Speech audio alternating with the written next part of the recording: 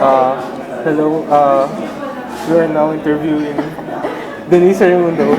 Hi. Where do you study and what do you practice? Okay, I study in Assumption College. I'm currently almost fourth year in Bachelor of Communications, major in Performing Arts. We're here to ask you about freedom of expression. First question is, what comes to your mind when you hear the word freedom? I think what comes to my mind, it's mostly what people would think about anything, kung ano man yung point of view nila about a certain phenomena, especially on the internet. It's really exposed there. Okay. What about when you hear the word expression? Expression.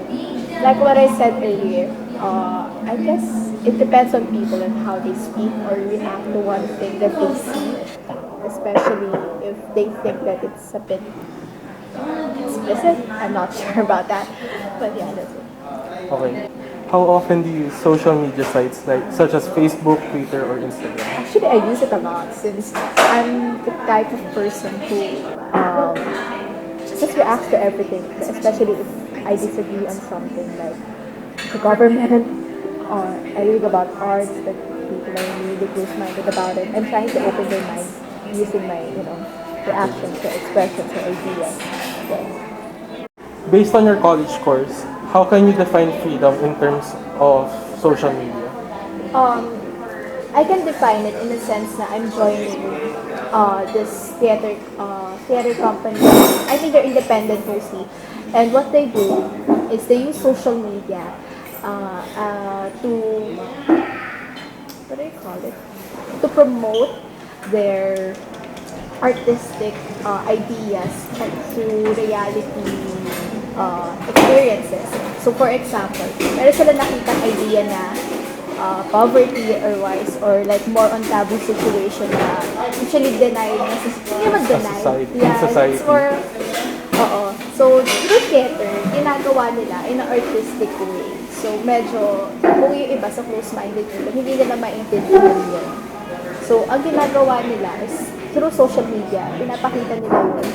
And pinapromote nila kung ano yung may bibigay yung theater sa atin and kung ano yung nagre-reflect sa society natin and such that. So, I guess that's the form of freedom of expression through social media that I do and the people that na para nakasupport din sa akin, ang mga taga-theater.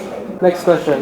To your point of view, what can be the limitations on expressing your point of view on social media? Such as regulations and such. For me, I think there's no limitations eh. Kasi, ang naglilimit lang doon is, I think, yung kung paano natin, let's say, yung mga values kasi tayo and mga ideas na ito dapat susundin natin para, so, freedom kasi freedom yun eh, pero yun nga, I think, yung limit na yun, nasa tao yun eh, so, Follow-up question. Do you think that freedom should be regulated by the government? Such as, in your case, artistic freedom? I don't think so. Kasi pag mga artist talaga, hindi siya siraulo na pang-hospital na siraulo. Pero kasi, mga artist kasi, yun talaga yung buhay namin.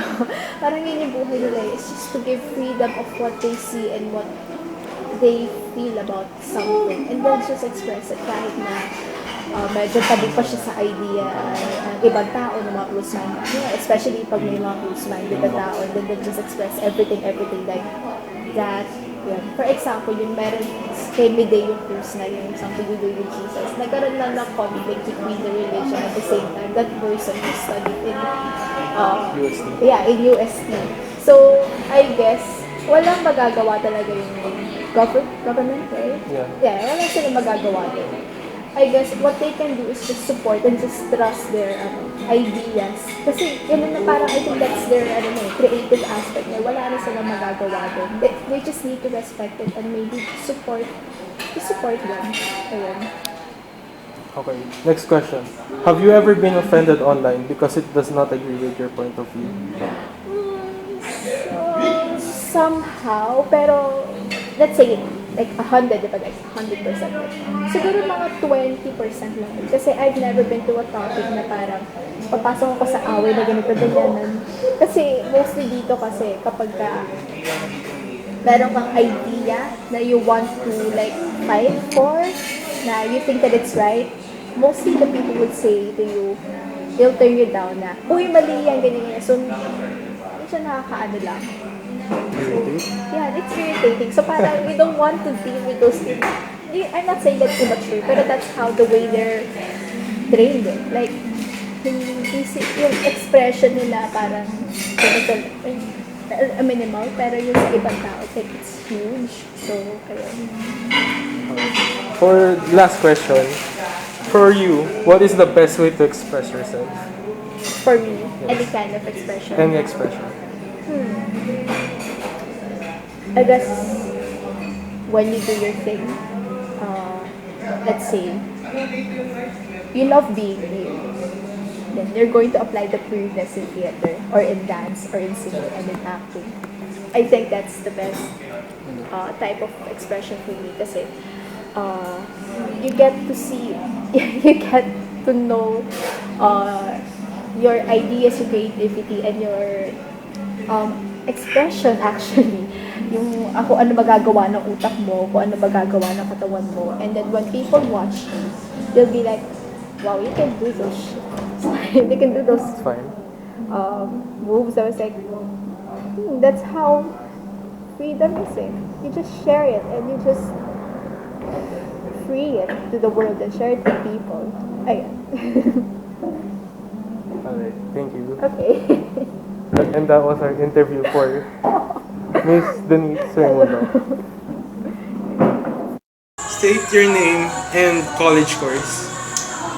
Full name? Yeah, why not? Denise Hyacinth Joy B. Musni, BA Political Science, Studying where? University of the Philippines, Manila. Alright. First question. What comes to mind when you hear the word freedom? Kawalan ng restraint. In what sense? As in when you're free, you can do whatever you want without anyone or anything restraining you from doing the things you want to do. Follow-up question. What about when you hear the word expression? Expression, paano ba? How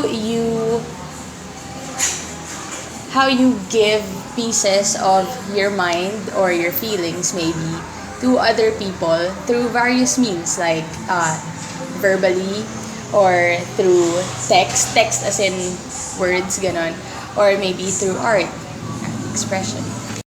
How often do you use social media such as Facebook, Twitter, and the like? Almost every day, I think. Okay, next question.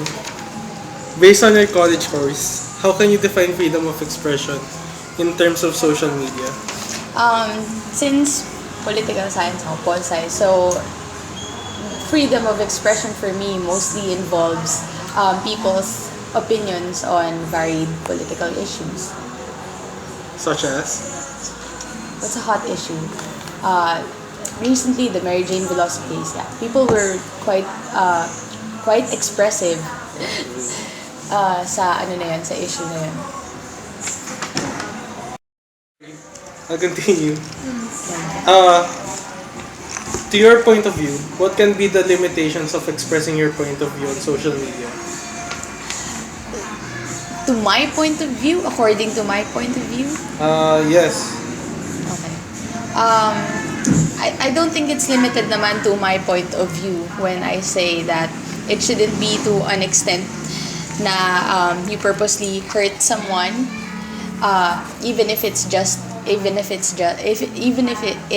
involves you expressing your political opinions online. You shouldn't intend to attack anyone while doing so, especially on social media and as well as in real life. Pero, di ba, in social media, you have this sense of parang you feel more protected and more detached from consequences just because You can see the expression on the person's face when you say mean things, for example. And the consequences are less grave.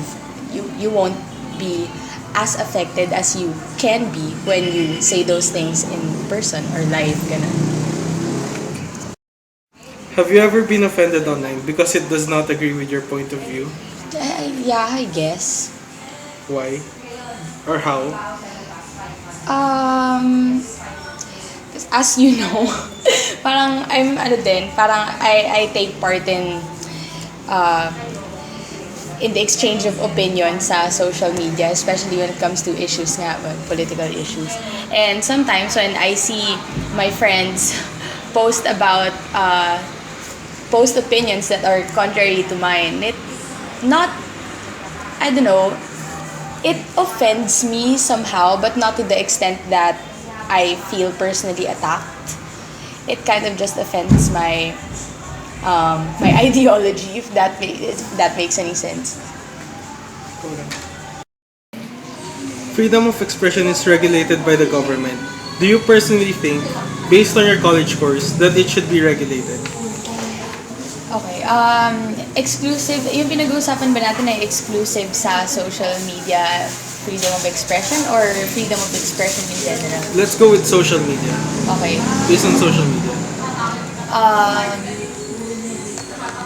So speaking from a political science perspective, I don't think anyone should be penalized for their political beliefs or opinions. But kung magagamit ang social media para mag-perpetuate ng crime or makaharm ng ibang tao, of course you should regulate that. Yung problem lang naman with di ba, nagka-issue yung tungkol sa cybercrime bill law, which is law na pala ngayon.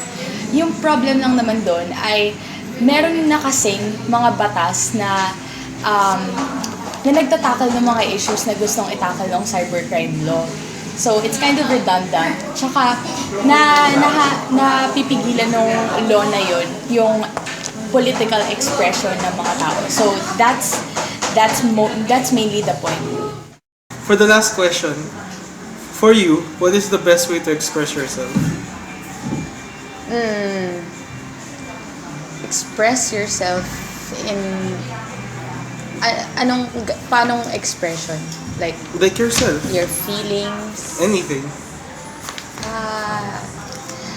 I guess you have to be honest if you really want your message to get across. Of course, honesty is the first thing, but also consider how others might take what you want to express. Like, will they get offended by it, even indirectly? You have to consider others' feelings and relative and individual point of views and opinions as well.